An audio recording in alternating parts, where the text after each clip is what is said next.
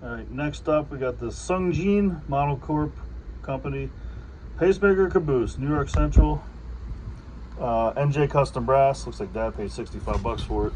Who knows how long ago here. All right, here we go. All right, the lens is over here, so tilt it. There you go. All right.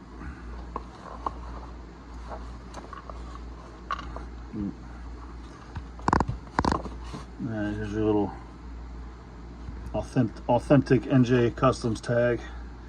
This is a piece of something. That's not good. This one's going to need somebody that knows how to fix brass trains.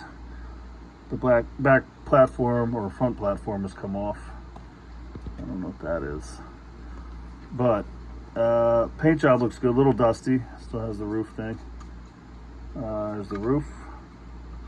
All right, so I'm guessing this little thing came from here. Then the ladder.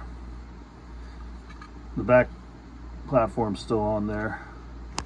The lighting's so bad even with this box. But other than the obvious problems, it looks good.